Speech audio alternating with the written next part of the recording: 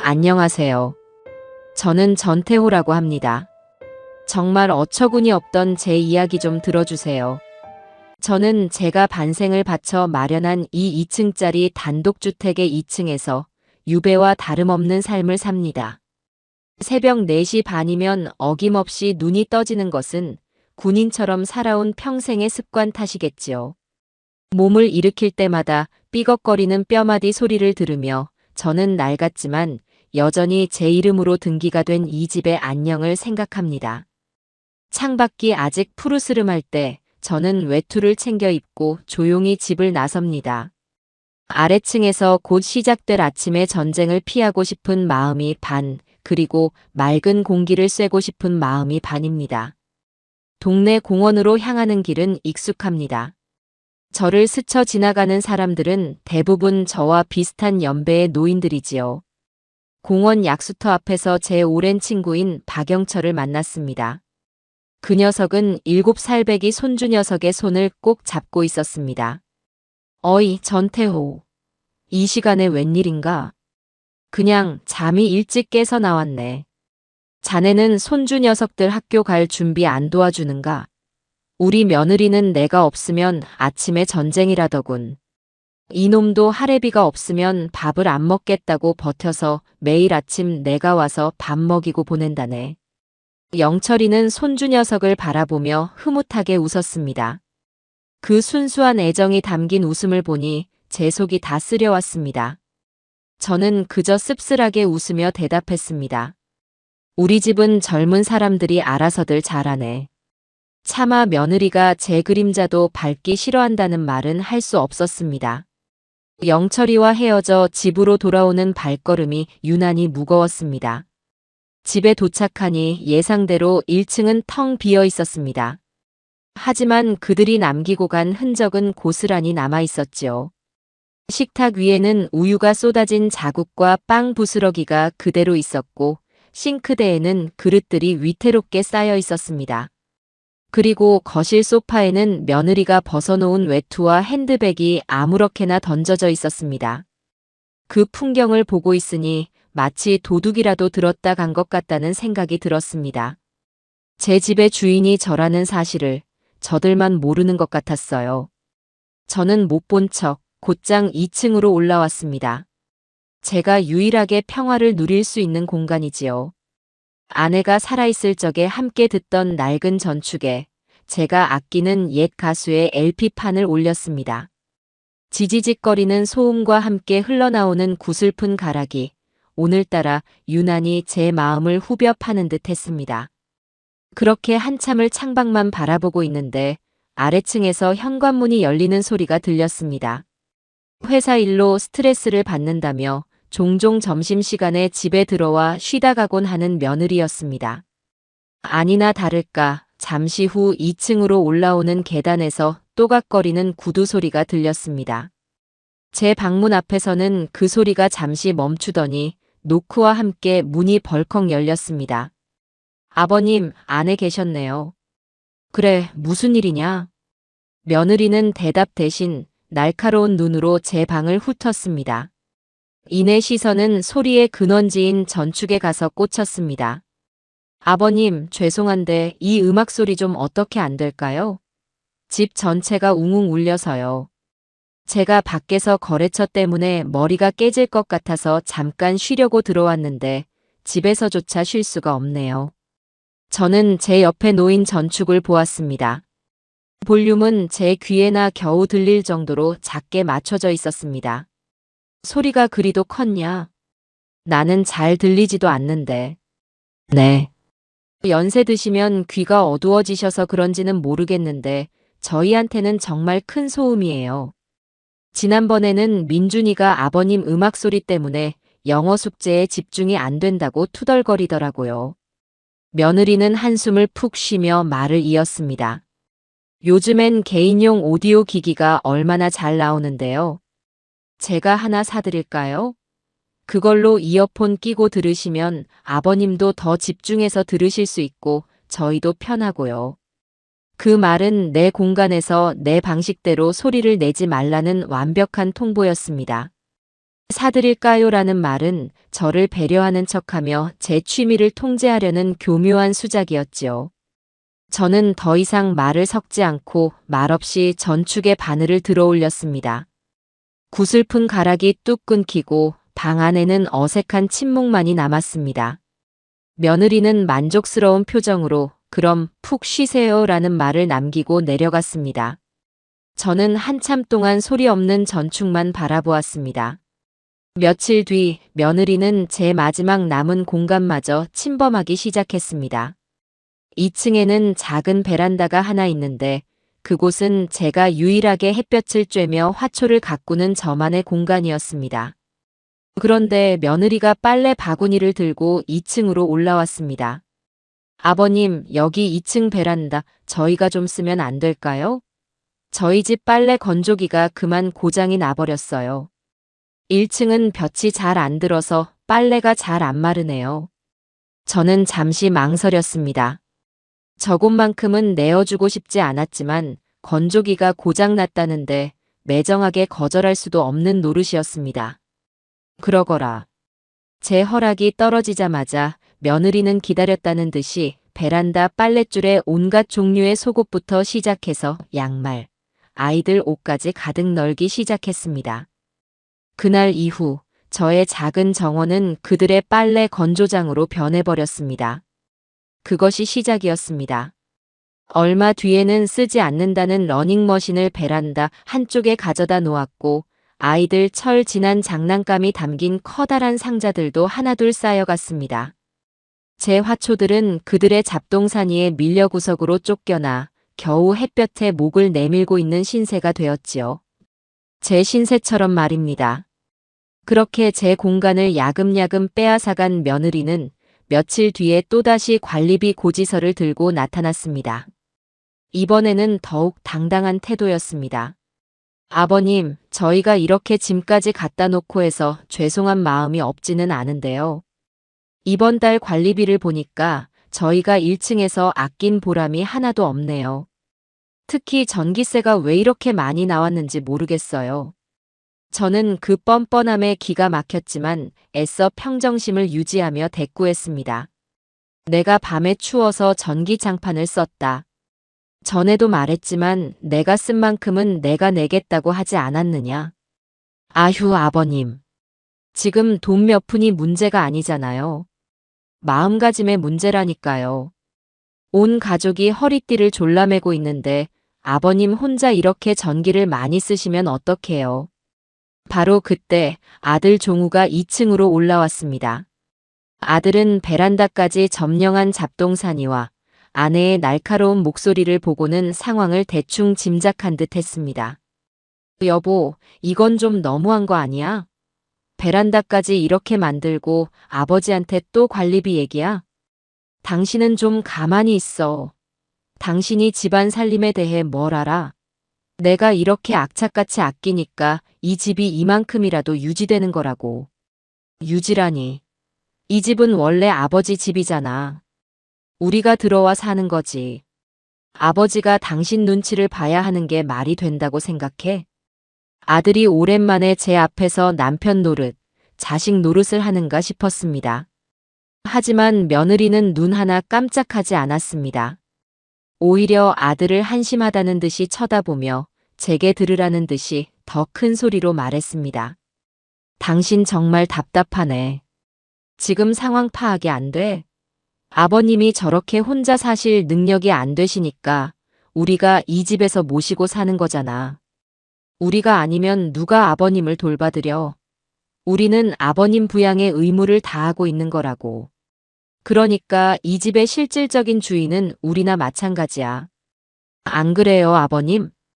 저는 아무 대답도 하지 않았습니다.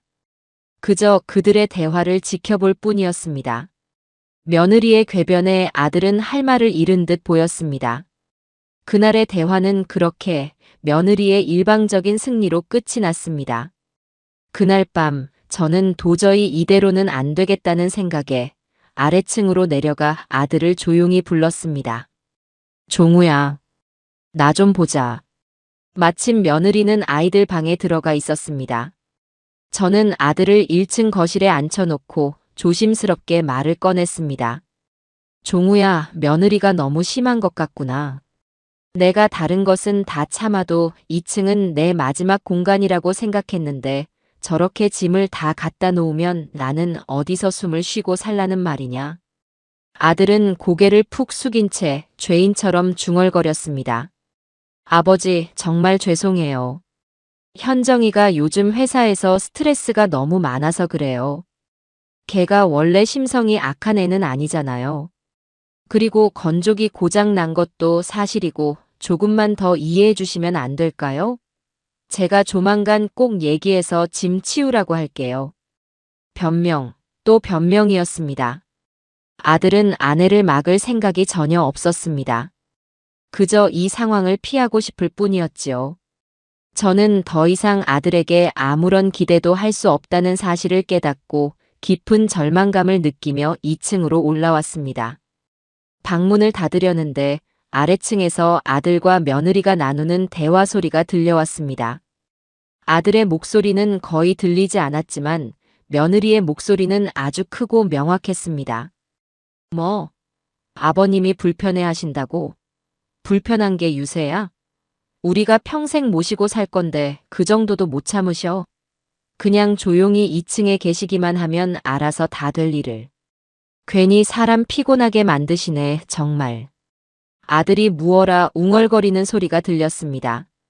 힘들긴 뭐가 힘들어. 나이 들면 다 그렇게 외롭고 불편하게 사는 거지. 당신은 제발 좀 가만히 있어. 괜히 어설프게 아버지 편들다가 나중에 상속받을 이 재산에 문제라도 생기면 당신이 책임질 거야. 그냥 지금처럼만 조용히 있으면 돼. 어차피 이 집, 이 재산 다 우리 차지가 될 텐데 뭘 그렇게 걱정해. 저는 조용히 방문을 닫았습니다. 심장이 얼음장처럼 차갑게 식어버렸습니다. 상속, 재산. 그들에게 저는 이미 살아있는 가족이 아니었습니다. 그저 자신들의 재산을 지키고 있는 늙은 문지기일 뿐이었습니다. 그리고 제 아들은 그 재산을 온전히 물려받기 위해 아내의 모든 만행을 묵인하고 동조하는 공범이었습니다. 저는 어둠 속에서 한참 동안 서 있었습니다. 분노가 치밀어 올랐지만 눈물은 나지 않았습니다. 모든 것이 너무나 명확해져 버렸기 때문입니다. 며느리에게서 제 존재가 상속을 위한 마지막 장애물이라는 끔찍한 선고를 엿들은 그날 이후 저는 2층의 제 방을 완벽한 요새로 삼았습니다. 그들의 세상과 저의 세상 사이에 보이지 않는 거대한 벽을 쌓은 셈이지요. 그들은 제가 그들의 대화를 들었다는 사실을 꿈에도 모르는지 아무 일 없었다는 듯이 1층에서 소란스러운 일상을 이어갔습니다. 아니, 오히려 저를 더욱 없는 사람 취급하기 시작했습니다. 그들에게 저는 이미 이 집에 존재하지만 존재하지 않는 유령 같은 존재가 되어가고 있었습니다. 그러던 어느 금요일 저녁이었습니다. 평소에는 계단조차 오르지 않던 며느리가 2층으로 올라와 제 방문을 두드렸습니다. 목소리에는 평소의 날카로움 대신 노골적인 가식이 뚝뚝 묻어나는 상냥함이 담겨 있었습니다. 아버님, 저 현정이에요. 잠깐 들어가도 될까요? 무슨 일이냐? 문을 열고 들어온 며느리는 두 손을 공손하게 모은 채 어색하기 짝이 없는 미소를 띠고 있었습니다. 그 미소를 보는 순간 저는 또 무슨 꿍꿍이가 있어 저러는가 싶어 속으로 경계심을 늦추지 않았습니다. 다름이 아니고요, 아버님. 내일 저희 엄마가 집에 오시기로 했어요. 오랜만에 오시는 거라서요. 며느리는 잠시 제 표정을 살피더니 능숙하게 본론을 꺼냈습니다. 아버님께서도 같이 식사하시면 엄마가 좋아하실 것 같아서요. 저희가 아주 맛있는 걸로 준비할 테니 내일 저녁은 꼭 1층에 내려오셔서 같이 드세요. 네. 저는 잠시 며느리의 얼굴을 쳐다보았습니다. 그 눈에는 존경이나 애정은 단 한 점도 없었습니다. 오직 자신의 계획을 위해 제 협조를 구하는 사무적인 빛만이 번들거리고 있었지요. 안사돈의 방문은 제게 단 한 번도 유쾌한 경험이었던 적이 없습니다. 딸과 어쩜 그리 똑같은지 사람을 앞에 두고 없는 사람 취급하며 자신들만의 대화를 나누는 재주가 비상한 사람이었으니까요. 몸이 영 좋지가 않구나. 너희끼리 편하게 먹는 게 좋겠다. 제가 정중하게 거절하자 며느리의 얼굴에서 순식간에 미소가 사라지고 짜증이 어렸습니다. 아버님, 제발 좀 그러지 마세요. 엄마가 아버님 뵙고 싶다고 몇 번이나 말씀하셨단 말이에요. 그리고 저희가 아버님 모시고 잘 사는 모습을 보여드려야 엄마도 안심하시죠.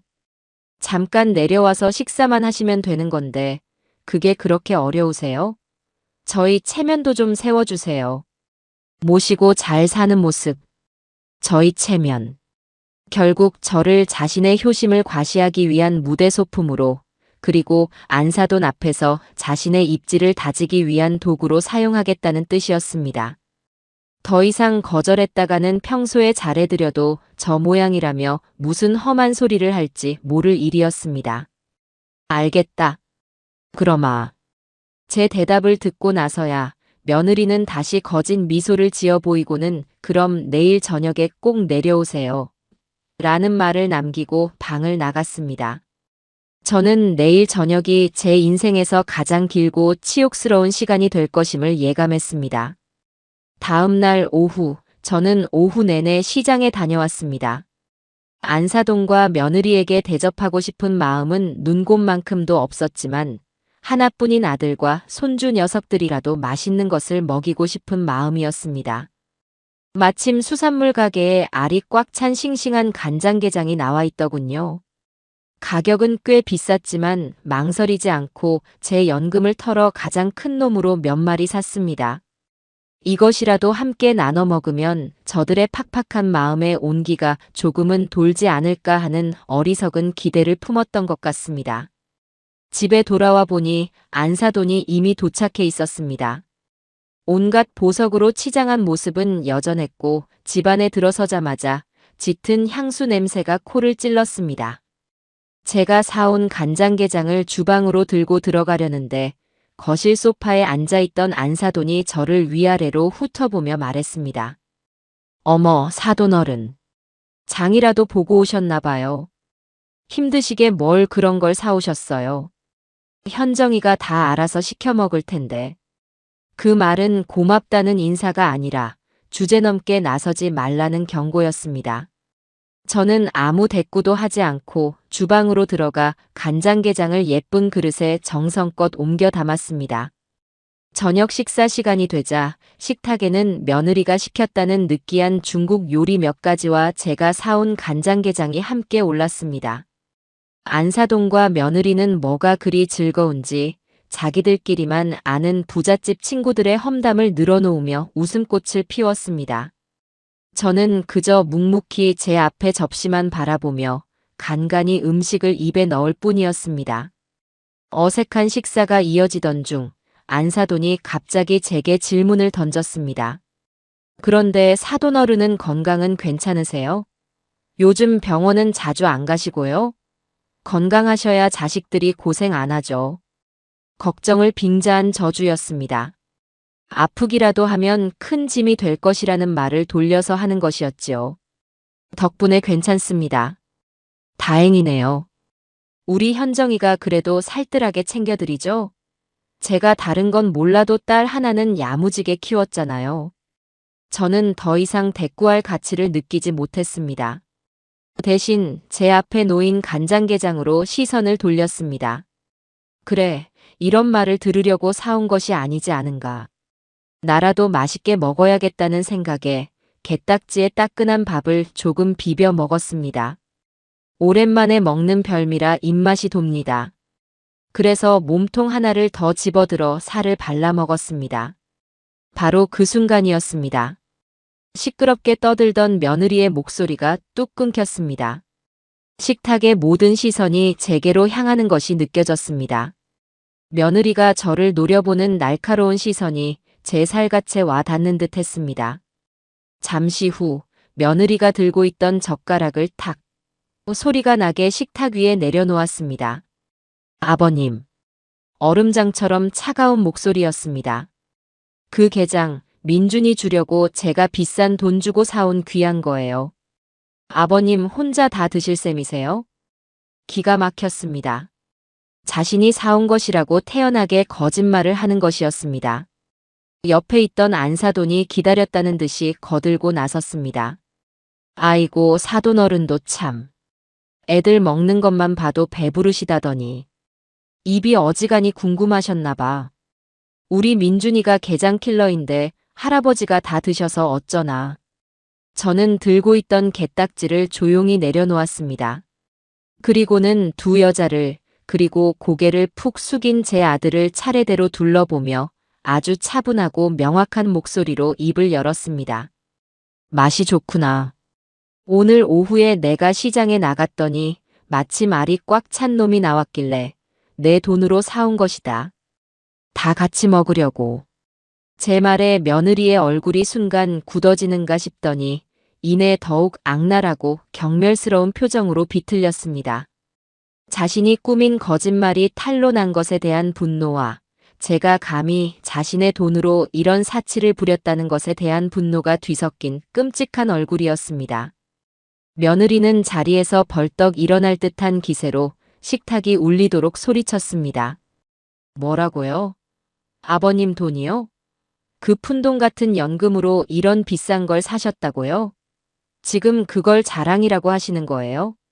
며느리는 숨도 쉬지 않고 말을 쏟아냈습니다. 차라리 그 돈으로 우리 민준이 서연이 과자나 한 봉지 더 사주시지. 하는 일도 없이 집에 들어앉아서 입은 고급이셔가지고 좋은 것만 찾아 드시니 밥만 축내는 식충이가 따로 없네. 정말. 식충이. 그 한마디가 제 심장에 그대로 내리꽂혔습니다.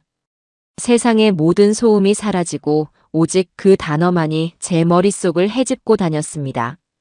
제 집에서, 제 아들 앞에서, 제 사돈 앞에서 저는 제 아들의 아내가 내뱉은 저주와도 같은 단어에 완벽하게 난도질당했습니다.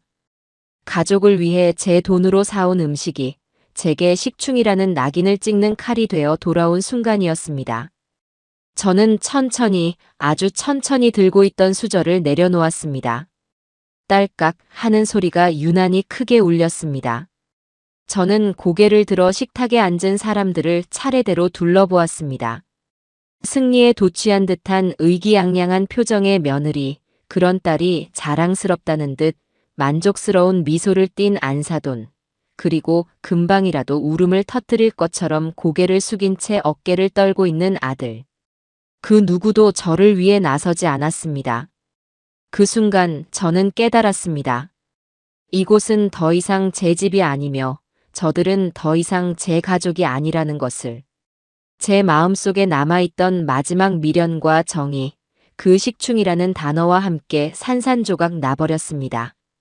저는 아무 말 없이 자리에서 일어났습니다. 아버지, 어디 가세요? 식사마저 하셔야죠. 아들이 저를 붙잡았지만 저는 아들의 손을 뿌리치지 않고 그저 잠시 바라보았습니다. 그리고는 아무 말 없이 2층으로 향했습니다. 제 등 뒤로 그 어떤 소리도 따라오지 않았습니다. 제 방 문을 닫고 나서야 저는 길고 긴 숨을 내뱉었습니다. 눈물은 나오지 않았습니다. 그 대신 제 평생 느껴보지 못했던 차갑고 서늘한 분노가 온몸의 피를 얼어붙게 만드는 것 같았습니다. 그리고 그 차가운 분노 속에서 제 남은 인생을 걸어야 할 단 하나의 목표가 선명하게 떠오르고 있었습니다. 안사돈이 돌아가고 난 후 집안은 얼음장처럼 차가운 침묵에 잠겼습니다. 저는 그날 저녁부터 아무것도 먹지 않고 방 안에만 틀어박혀 있었습니다. 굳게 닫힌 방문은 제 마음의 문이기도 했습니다. 누군가 와서 문을 두드리고 진심으로 용서를 빌 것이라는 헛된 기대를 한 것은 아니었습니다. 다만 제 아들 종우만큼은 제게 와서 아버지, 죄송합니다. 그 한마디만이라도 해주기를 바랐습니다. 제 자식이니까요. 하지만 제 마지막 바람은 여지없이 짓밟혔지요. 방문 밖으로 아들과 며느리가 다투는 소리가 희미하게 들려왔습니다. 평소와는 달리 아들의 목소리에는 드물게 분노가 실려 있었습니다. 당신 오늘 정말 제정신이야? 어떻게 아버지 면전에 대고 그런 끔찍한 말을 할 수가 있어? 끔찍한 말? 뭐가? 내가 뭐 틀린 말 했어? 당신은 우리 엄마 앞에서 나 망신 주는 게 그렇게 좋아? 망신이라니. 아버지가 식충이라는 소리를 듣는데 자식인 내가 가만히 있는 게 정상이냐? 당신은 인간으로서 어떻게 그런 말을 입에 담을 수가 있어? 인간. 당신은 지금 나한테 인간 운운할 자격 없어. 능력도 없으면서 아버지 집에 빌부터 사는 주제에 큰 소리는. 내가 틀린 말 했냐고. 꼬우면 당신이 돈이라도 많이 벌어와서 나랑 애들 호강시켜주든가. 아니면 지금 당장 저 영감 쫓아내고 이 집 팔아서 나한테 돈이라도 갖다 주든가. 며느리의 악에 받친 목소리가 칼날처럼 날아와 문틈으로 스며들었습니다. 잠시 후 아들의 목소리가 절망적으로 변해 들려왔습니다. 정말 당신이란 여자 무서워서 같이 못 살겠다. 뭐? 무서워? 그래, 나 무서운 여자다. 그러니까 당신은 그냥 내가 하자는 대로만 해. 괜히 아버지 편드는 척하다가 저 영감 심기 뒤틀려서 나중에 상속이고 뭐고 아무것도 안 해준다고 하면 그때는 당신이 책임질 거야. 그래서 뭐? 당신이 아버지한테 가서 내가 잘못했다고 빌기라도 하게. 그랬다간 이 집에서 당신이랑 나랑 애들만 쫓겨나는 거야. 이 멍청아. 그 말을 끝으로 더 이상 아무 소리도 들리지 않았습니다. 아들은 결국 며느리의 그 천박한 상속 논리 앞에서 또다시 무릎을 꿇어버린 것이겠지요. 저는 어둠 속에서 쓴웃음을 지었습니다. 자식을 향한 마지막 연민마저 사라지는 순간이었습니다. 이제 이 집에서 저를 위해 싸워줄 사람은 아무도 없었습니다. 저 자신밖에는. 그날 밤 저는 한숨도 자지 못했습니다. 머릿속이 그 어느 때보다 맑고 차갑게 깨어 있었습니다. 저는 제 방 한쪽에 놓인 낡은 금고를 열었습니다. 금고 안에는 이 집의 등기권 리증과 제 인감도장, 그리고 아내와 함께 찍은 낡은 흑백 사진 한 장이 들어 있었습니다. 저는 아내의 사진을 한참 동안 어루만졌습니다. 여보, 보고 있소? 당신과 내가 평생을 바쳐 지킨 이 집이 저들의 탐욕에 물들어 오물이 되어가고 있소. 내가 이대로 물러나면 당신과 나의 역사가 저들의 손에 낱낱이 더럽혀지겠지.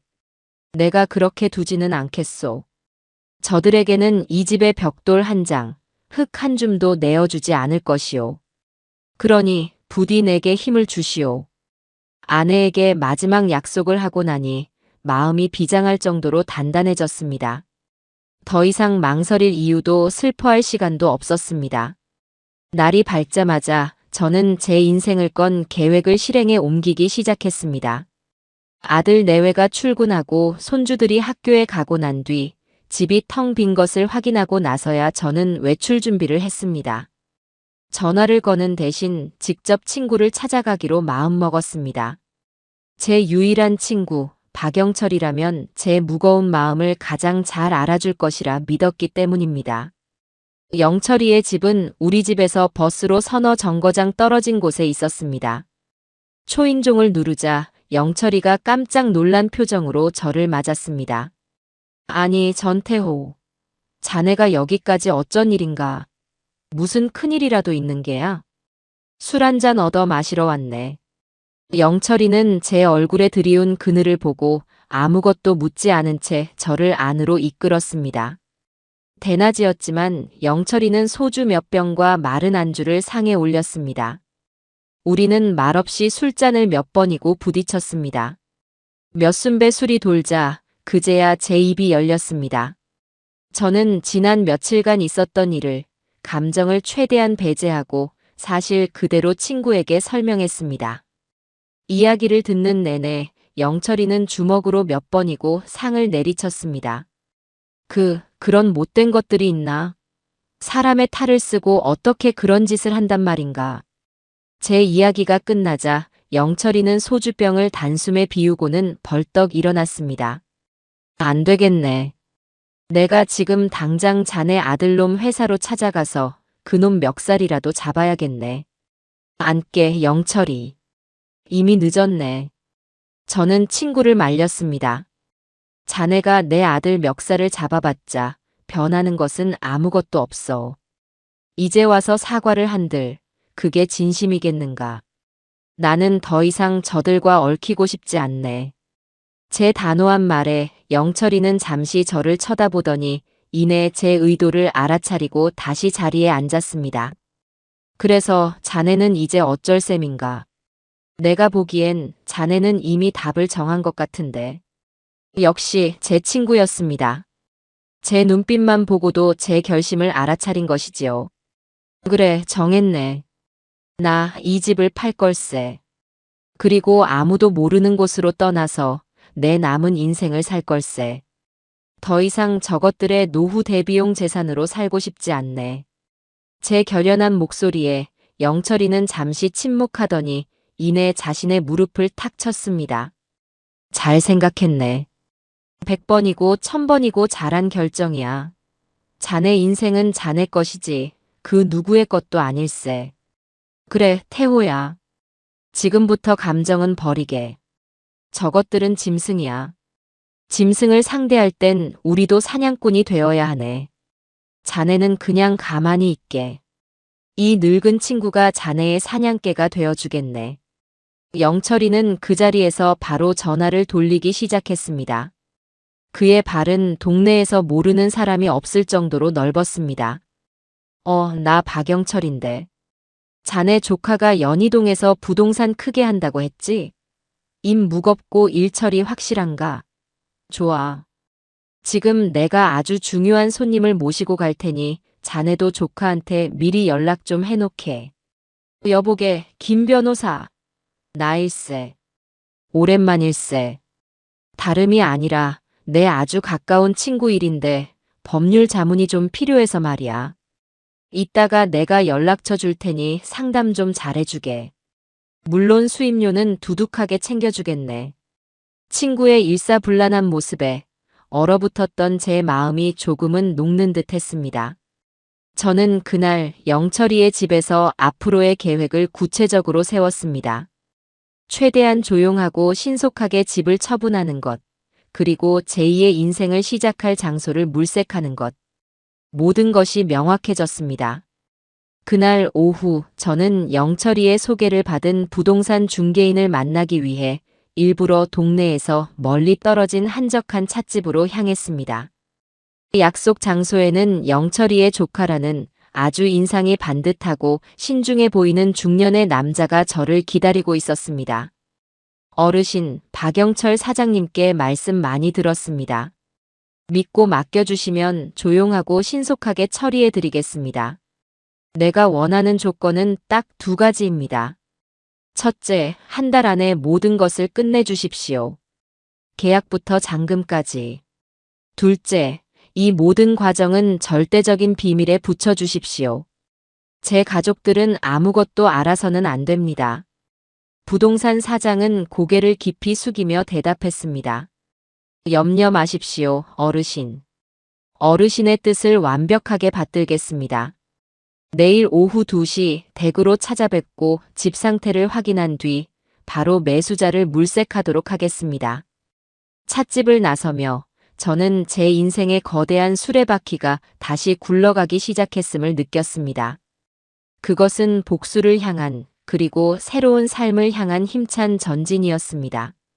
다음 날 오후 2시 정각, 약속대로 부동산 사장이 집으로 찾아왔습니다. 그는 요란하게 벨을 누르는 대신 제게 먼저 문자를 보내고 대문 앞에서 조용히 기다리는 신중함을 보여주었습니다. 저는 그를 안으로 들여 꼼꼼하게 집 안팎을 보여주었습니다. 그는 집을 둘러보는 내내 감탄을 멈추지 못했습니다. 이야, 어르신. 집 관리를 정말 잘하셨네요. 연식에 비해 손볼 곳이 거의 없습니다. 요즘은 이렇게 튼튼하게 지은 집이 드문데 말입니다. 이 정도면 금방 새 주인이 나타날 겁니다. 이 집을 아끼고 사랑해줄 좋은 주인을 만났으면 좋겠습니다. 그저 돈만 보고 집을 허물어버릴 사람은 아니었으면 좋겠군요. 어르신 마음 제가 잘 알겠습니다. 최대한 그런 분으로 연결해드리도록 노력하지요. 사장은 시세와 최근 거래 사례 등을 종합하여 제가 만족할 만한 매매가를 제시했습니다. 저는 그 자리에서 바로 매물을 내놓아 달라고 요청했습니다. 그날 이후 저의 하루는 비밀 작전을 수행하는 첩보원처럼 긴장감의 연속이었습니다. 부동산에서는 아들 내외가 집을 비운 시간을 정확히 계산해서 하루에 한두 팀씩 집을 보러 사람들을 보냈습니다. 어르신, 지금 근처에 와 계신 분이 있는데 혹시 30분 뒤에 잠깐 집을 볼 수 있을까요? 아니다. 지금은 안 된다. 30분 뒤면 손주 녀석이 학교에서 돌아올 시간이다. 약속된 시간 외에는 절대 불가하다. 저는 단호하게 원칙을 지켰습니다. 혹시라도 계획이 틀어질까 매 순간 노심초사했습니다. 심장이 철렁했던 순간도 여러 번 있었습니다.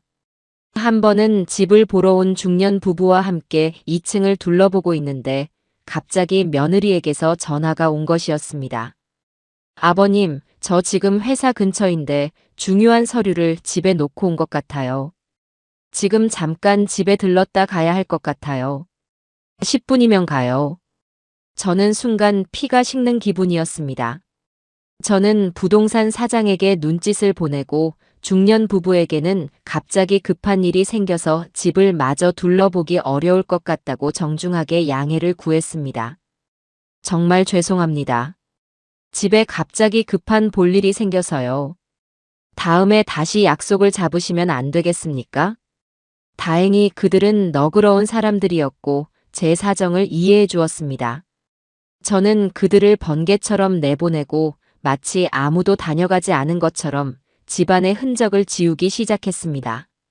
혹시나 남아있을지 모르는 낯선 신발 자국을 닦고 흐트러진 쿠션을 바로잡고 창문을 열어 환기를 시켰습니다. 그리고 태연하게 2층 거실에 앉아 신문을 펼쳐들었지요. 잠시 후 며느리가 현관문을 열고 들어왔을 때 저는 아무 일도 없었다는 듯이 평온한 표정으로 며느리를 맞았습니다. 며느리는 서류만 챙겨서 급하게 나가느라 집안의 미묘한 공기 변화를 전혀 눈치채지 못했습니다. 이런 아슬아슬한 줄타기 속에서도 저는 제 다음 계획을 차근차근 진행해 나갔습니다. 2층에 제 짐들을 조금씩 정리하기 시작한 것입니다. 며느리의 눈을 피하기 위해 저는 낡은 물건들을 정리해서 버린다고 둘러댔습니다. 어머, 아버님. 드디어 그 곰팡내 나는 짐들 좀 버리시게요? 잘 생각하셨어요. 제가 도와드릴까요? 내다 버리기 쉽게 큰 봉투라도 갖다 드릴게요. 며느리는 제 정리 작업을 비웃으며 말했습니다. 저는 아무렇지 않은 척 대답했습니다. 아니다. 내 물건은 내가 알아서 정리해야지. 저는 아내의 유품과 제게 소중한 물건들을 따로 상자에 담아 주말을 이용해 친구 영철이의 집 창고에 몰래 옮겨 놓았습니다. 마치 적진에서 귀중품을 빼돌리는 첩보원처럼 제 작전은 은밀하고 신속하게 이루어졌습니다. 그렇게 2주 정도가 흘렀을까요? 부동산 사장에게서 드디어 기다리던 연락이 왔습니다. 어르신, 아주 좋은 분이 나타났습니다. 어르신께서 원하시던 대로 집을 허물지 않고 그대로 들어와 살고 싶어 하는 젊은 부부입니다. 아이들도 아주 예의 바르고요. 가격도 저희가 제시한 금액 그대로 진행하겠다고 하고 잔금도 일시불로 치를 수 있다고 합니다. 계약하시겠습니까? 네, 그렇게 하겠습니다. 계약은 언제 하면 좋겠습니까? 내일 오전에 바로 진행하시죠. 저희 사무실보다는 박영철 사장님이 소개해 주신 김 변호사님 사무실에서 진행하는 것이 보안에 더 안전할 것 같습니다. 다음 날 저는 아들 내외에게 아침 운동을 다녀오겠다고 말하고 집을 나섰습니다. 제 발걸음은 친구가 소개해 준 변호사 사무실로 향하고 있었지요. 사무실에는 인상이 선해 보이는 젊은 부부가 아이들의 손을 잡고 앉아 있었습니다. 그들은 저를 보자마자 깍듯하게 인사를 했습니다. 어르신, 이렇게 좋은 집을 저희에게 팔아주셔서 정말 감사합니다. 저희가 예쁘게 가꾸면서 잘 살겠습니다. 그 한마디에 저는 이 부부에게 집을 팔기로 한 제 결정이 틀리지 않았음을 확신할 수 있었습니다. 계약은 일사천리로 진행되었습니다. 저는 떨리는 손으로 계약서에 제 이름을 쓰고 인감 도장을 찍었습니다. 제 인생의 절반 이상을 함께했던 집이 서류 몇 장과 도장 하나로 다른 사람의 소유가 되는 순간이었습니다. 시원섭섭한 감정이 밀려왔지만 후회는 없었습니다. 계약금을 제 통장으로 바로 입금받고 사무실을 나서는 길, 햇살이 유난히 따스하게 느껴졌습니다. 저는 곧장 은행으로 향해 통장을 정리하고 앞으로의 계획을 위해 돈을 몇 개의 통장으로 나누어 이체했습니다. 모든 준비는 끝났습니다. 남은 것은 폭풍전야와도 같은 이 집에서 잔금 날짜까지 아무 일 없는 듯이 버티는 것, 그리고 저들에게 마지막 통보를 하는 것뿐이었습니다. 주사위는 던져졌고 이제는 그 누구도 제 결정을 되돌릴 수 없었습니다. 계약서에 인감 도장을 찍고 제 평생의 역사가 담긴 집이 곧 법적으로 다른 사람의 소유가 된 그날 이후 집안에서의 제 시간은 아주 기묘하게 흘러갔습니다. 그들은 여전히 이 집이 자신들의 미래라고 굳게 믿고 있었고 저는 그들의 미래가 이미 공중분해되었다는 사실을 알고 있었습니다. 모든 것을 아는 자의 평온함으로 저는 저들의 마지막 발악과도 같은 오만함을 묵묵히 지켜보았습니다. 잔금을 치르기까지 남은 시간은 약 2주. 그 시간 동안 며느리의 기행은 극에 달했습니다. 어느 날 오후에는 제가 2층 거실에 앉아 책을 읽고 있는데 며느리가 줄자와 메모지를 들고 당당하게 2층으로 올라왔습니다. 아버님, 잠깐 실례 좀 할게요. 나중에 저희가 이 집 리모델링 할 때 어떻게 할지 미리 좀 구상해 놓으려고요. 그러고는 제 허락도 구하지 않고 제가 앉아있는 공간을 제멋대로 돌아다니며 줄자로 여기저기를 재기 시작했습니다. 이 벽은 아무 쓸모가 없네. 이건 그냥 헐어서 거실이랑 터야겠어. 그래야 집이 넓어 보이지. 저 창문은 너무 촌스러워. 저걸 다 뜯어내고 통유리로 만들어서 바깥에 작은 테라스를 만들면 좋겠다. 거기서 친구들이랑 와인 파티하게. 며느리는 제가 바로 옆에 앉아 있는데도 아랑곳하지 않고 제 추억이 깃든 공간들을 허물고 뜯어내는 계획을 신이 나서 떠들어댔습니다. 그녀에게 저는 이미 이 공간에 존재하지 않는 가구보다 못한 존재였습니다. 저는 아무 말 없이 그저 책장만 넘겼습니다. 제 침묵이 오히려 그녀의 신경을 긁었는지 며느리는 제게 다가와 쏘아붙이더군요. 아버님은 뭐 의견 없으세요? 저희가 이렇게 아버님 댁을 멋지게 바꿔드리겠다는데. 어차피 아버님은 그때까지 여기 안 계실 수도 있겠네요. 호호. 그 섬뜩한 농담에 저는 천천히 책을 덮고 며느리를 올려다보았습니다. 그리고는 아주 나지막이 말했습니다. 그래, 나는 여기 없을 게다. 네 말이 맞다. 제 평온한 긍정에 며느리는 오히려 김이 샌 듯한 표정으로 저를 잠시 쳐다보다가 1층으로 내려갔습니다. 마침내 잔금을 치르기로 약속한 날이 되었습니다. 오전에 변호사에게서 모든 절차가 완벽하게 마무리되었고 제 통장으로 남은 금액 전부가 입금되었다는 확인 연락을 받았습니다. 저는 곧장 은행으로 향했습니다. 친구 영철이가 미리 연락해둔 은행의 VIP 상담실로 안내받았지요. 제 앞에 앉은 점잖은 직원은 제게 여러 가지 금융 상품을 설명하며 앞으로 이 돈을 어떻게 안전하게 관리하고 불려나갈지에 대해 상세히 알려주었습니다. 수십 년간 제 피와 땀이었던 집이 이제는 제 노후를 든든하게 받쳐줄 자산으로 완벽하게 변모하는 순간이었습니다. 그날 저녁 저는 집으로 돌아오는 길에 제 인생 마지막으로 저들을 위한 저녁 식사를 베풀기로 했습니다. 물론 제가 직접 요리를 한 것은 아닙니다. 저는 손주 녀석들이 가장 좋아하는 프랜차이즈의 피자와 치킨, 그리고 며느리가 좋아하는 족발과 보쌈 세트를 종류별로 아주 푸짐하게 주문했습니다. 제 평소 생활을 생각하면 상상도 할 수 없는 일이었습니다. 배달원이 쉴 새 없이 현관문을 드나들자 1층에 있던 아들 내외와 손주들은 어리둥절한 표정으로 밖을 내다보았습니다. 아버님, 이게 다 뭐예요? 무슨 날이에요? 갑자기 왜 이러세요? 저희한테 뭐 잘못한 거라도 있으세요? 아니면 무슨 부탁이라도 하시려고요? 저희 돈 없는 거 아시잖아요. 며느리가 의심 가득한 눈초리로 저를 추궁했습니다. 그런 것 아니다. 그냥 먹어라. 마지막으로 주는 밥이니까. 네. 마지막이라니요? 그게 무슨 말씀이세요? 말 그대로다. 마지막 저녁 식사라는 뜻이다. 어서들 먹거라. 식기 전에. 저는 그 말만 남기고 2층으로 올라왔습니다. 아들 내외는 제 말의 의미를 이해하지 못하고 그저 노인네가 변덕을 부린다고 생각하는 듯 했습니다. 잠시 후 아래층에서는 언제 경계했냐는 듯이 손주들의 신나는 목소리와 며느리의 웃음소리가 들려왔습니다. 저는 제 방 창가에 서서 해가 지는 풍경을 한참 동안 바라보았습니다. 1시간쯤 지났을까요?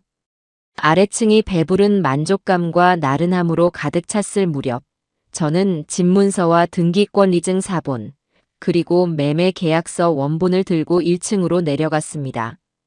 아이들은 자기들 방으로 들어갔고 아들 내외는 소파에 나란히 누워 텔레비전을 보고 있었습니다. 제가 거실로 들어서자 며느리는 귀찮다는 듯이 고개만 돌려 저를 쳐다보았습니다. 왜요, 아버님?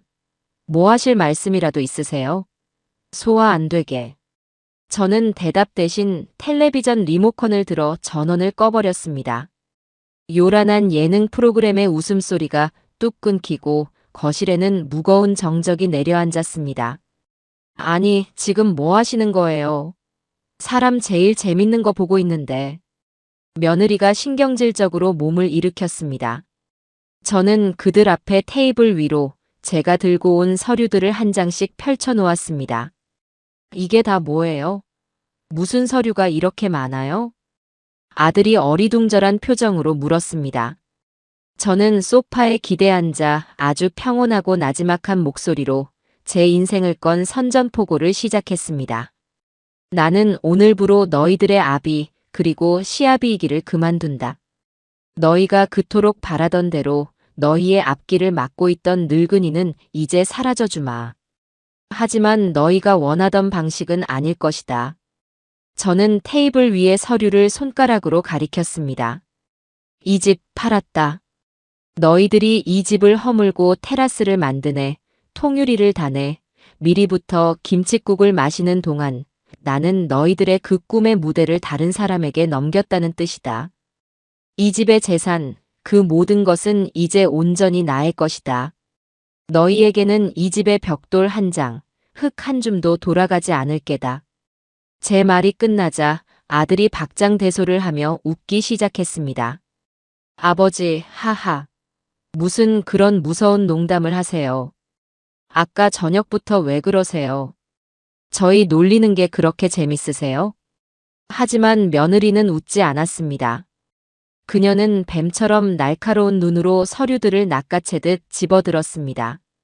매매 계약서에 찍힌 제 인감 도장과 매수자의 이름, 그리고 등기권 리증에 변경된 소유주의 이름까지. 그녀의 눈이 믿을 수 없다는 듯이 흔들리기 시작했습니다. 얼굴은 하얗게 질려갔고 손에 든 서류를 부들부들 떨었습니다. 이게 진짜예요? 말도 안 돼. 아버님이 어떻게 저희랑 상의 한마디 없이 집을 팔 수가 있어요. 며느리의 목소리는 더 이상 조롱이나 경멸이 아닌 순수한 공포와 분노로 가득 차 있었습니다. 이 집은 우리 집이기도 하다고요. 아버님 돌아가시면 당연히 저희가 상속받을 집인데 이걸 아버님 마음대로 팔면 어떡해요? 제정신이세요? 이 늙은이가 정말 노망이 났나? 당장 가서 계약 취소해요. 취소하란 말이야. 저는 그런 며느리를 조용히 바라보며 대답했습니다.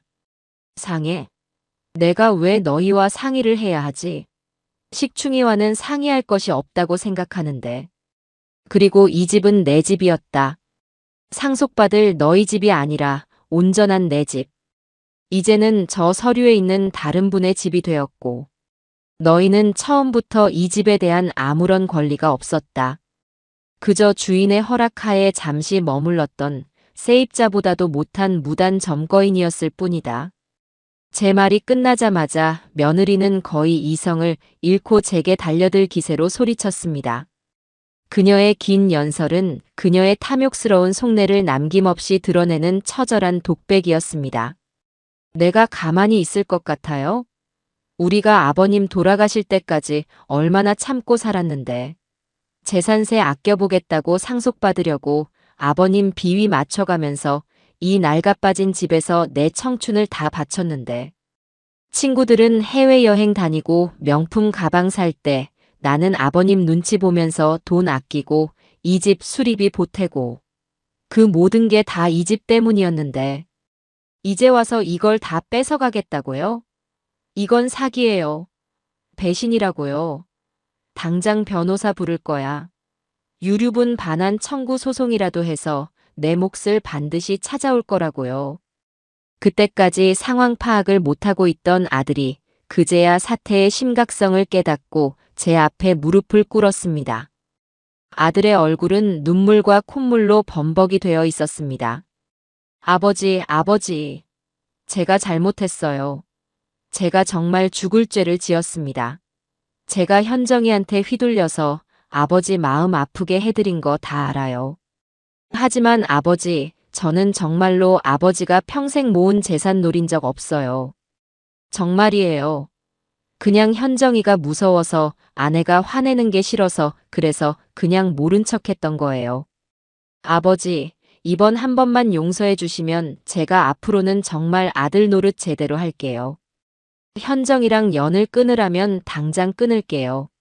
제발, 제발 계약만은 취소해 주세요. 네. 저희 길바닥에 나앉으면 민준이랑 서연이는 어떡해요. 제발 아이들만이라도 봐서. 아들은 제 바짓가랑이를 붙잡고 어린아이처럼 애원했습니다.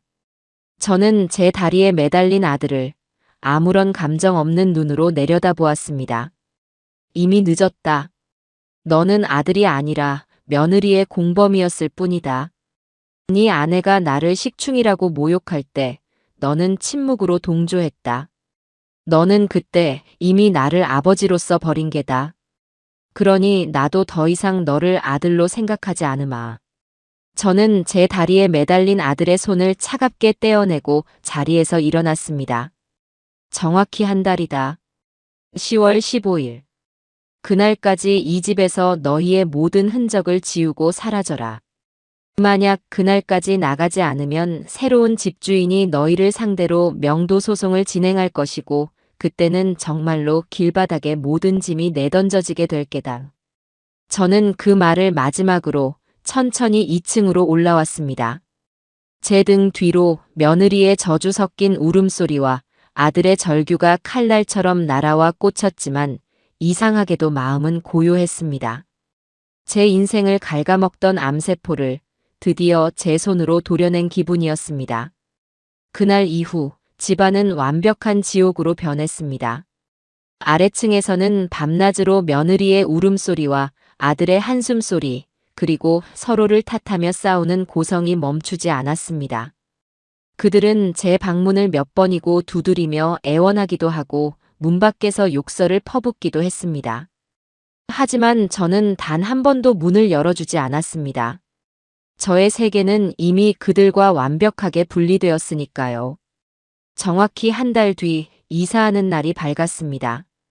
저는 친구 영철이에게 부탁해 제 소중한 짐 몇 가지만을 실을 작은 용달차 한 대를 불렀습니다. 제가 짐을 챙겨 1층으로 내려가자 그들은 마치 저승사자라도 본 것처럼 저를 막아섰습니다. 한 달 사이에 그들의 모습은 말이 아니었습니다. 아들은 퀭한 눈으로 저를 바라보았고 며느리는 도끼가 바짝 오른 얼굴이었습니다. 아버지, 정말 가시게요? 저희 버리고 정말 이렇게 떠나실 거예요? 저희 아직 집도 못 구했어요. 제발 며칠만이라도 더. 아들이 제 앞을 가로막았습니다. 며느리는 옆에서 팔짱을 낀 채 비웃음 섞인 목소리로 말했습니다. 비켜, 이 무능력한 인간아. 저 영감한테 빌면 뭐가 나와? 저렇게 독한 인간이 눈 하나 깜짝할 것 같아? 바로 그때 저와 함께 와주었던 영철이가 제 앞으로 나서며 아들을 단호하게 밀어냈습니다. 이 사람아, 자네가 이러면 안 되지. 자네 아버지가 평생 어떤 마음으로 사셨는지 이제라도 좀 헤아려 드리게. 이게 다 자네들이 자초한 일 아닌가. 영철이의 일갈에 아들은 더 이상 아무 말도 하지 못하고 주저앉아 울기만 했습니다. 며느리는 그런 아들을 한심하다는 듯이 쳐다보더니 마지막 발악처럼 제게 소리쳤습니다. 그래요, 가세요. 가셔서 어디 얼마나 잘 사나 한번 보자고요. 자식 버린 늙은이가 천벌 받을 거예요. 제가 두 눈 똑똑히 뜨고 지켜볼 테니까. 그때 영철이 옆에 함께 와주었던 변호사가 조용히 나서며 며느리에게 명함을 한 장 건넸습니다. 조현정 씨 맞으시죠? 저는 전태호 선생님의 법률 대리인입니다. 앞으로 전태호 선생님께 법적인 이의나 다른 용무가 있으시면 저를 통해 연락 주시기 바랍니다. 만약 계속해서 선생님께 직접적인 위해나 협박을 가할 시에는 접근금지 가처분 신청을 포함한 모든 법적 조치를 취할 것임을 미리 알려드립니다. 변호사의 차갑고 사무적인 말에 며느리의 기세가 한풀 꺾였습니다. 그녀는 변호사를 잠시 노려보다가 더 이상 아무 말도 하지 못했습니다. 저는 그들을 마지막으로 평생을 바쳐 지은 그 집의 대문을 나섰습니다. 차창 밖으로 망연자실하게 서 있는 아들의 모습과 여전히 분노를 이기지 못하는 며느리의 모습이 점점 작아졌습니다. 시원했지만 한편으로는 가슴 한구석이 아릿하게 저려왔습니다. 강원도로 향하는 차가 고속도로에 오르고 잿빛 도시의 풍경이 푸른 산과 들로 바뀌기 시작하자 제 마음도 조금씩 평온을 되찾기 시작했습니다. 몇 시간을 달려 마침내 동해의 푸른 바다가 눈앞에 펼쳐졌을 때 저도 모르게 깊은 숨을 내쉬었습니다. 제 인생의 새로운 막이 저 푸른 바다처럼 시원하게 열리는 기분이었습니다. 제가 입주한 실버타운은 제가 상상했던 것 이상으로 훌륭했습니다. 저를 맞이한 지배인은 아주 정중한 태도로 저를 전태호 선생님이라 부르며 단지 내의 모든 시설을 상세히 안내해 주었습니다. 피트니스 센터, 도서관, 영화관, 그리고 24시간 상주하는 의료진이 있는 클리닉까지 모든 것이 완벽했습니다. 제가 머물게 된 방은 남향의 오션뷰였고 베란다에 서니 시원한 바닷바람이 제 뺨을 스쳤습니다. 저는 그날 수십 년 만에 처음으로 온전한 대접과 휴식을 맛보았습니다. 이곳에서의 삶은 제가 잊고 살았던 존중이라는 단어를 다시금 깨닫게 해주었습니다. 저는 이곳의 목공예 동호회에 가입했습니다. 젊었을 적 가구 만드는 일을 했던 제 솜씨는 아직 녹슬지 않았더군요. 제가 만든 작은 의자와 책꽂이는 동호회 회원들 사이에서 금세 인기를 끌었습니다.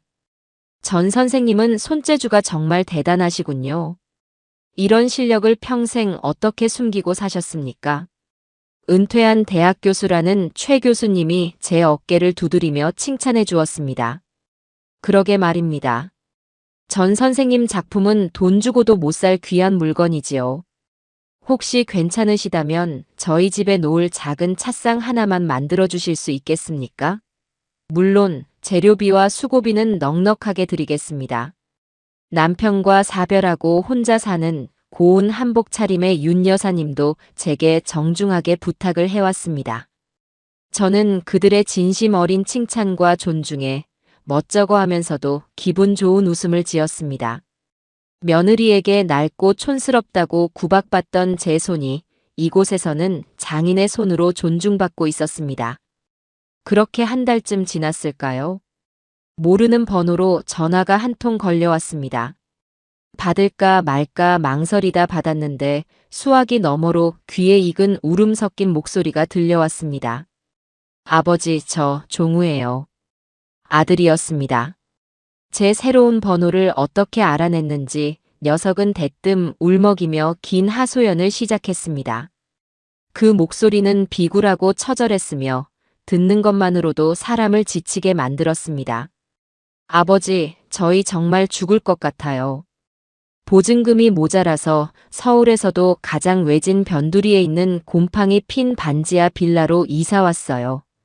민준이랑 서연이가 밤마다 춥고 무섭다고 울어요. 현정이는 매일 술만 마시고 저한테 행패를 부려요. 제가 무능력해서 이렇게 됐다고 당장 아버지한테 가서 돈이라도 받아오라고 매일 저를 들들 볶아요. 저 너무 힘들어서 회사도 그만뒀어요, 아버지. 이제 정말 수입도 없고 남은 돈도 거의 다 떨어져 가요. 아버지, 저희가 다 잘못했어요.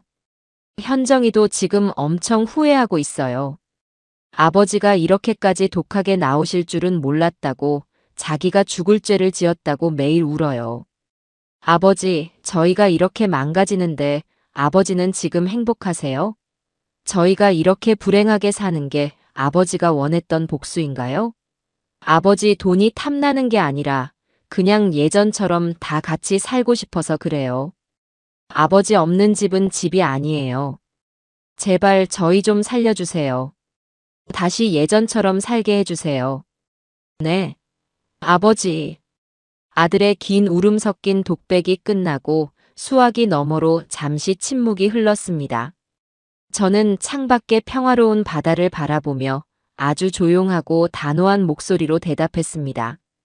종우야, 너는 내가 너를 버렸다고 생각하겠지. 하지만 틀렸다. 너희가 먼저 나를 버렸다. 너희는 나를 가족으로 대한 것이 아니라 상속받을 재산의 부속품으로 취급했다. 나는 더 이상 너희의 재산이 되기를 거부할 뿐이다.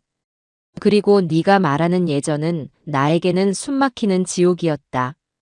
나는 내 지옥으로 다시 돌아갈 생각이 추호도 없다.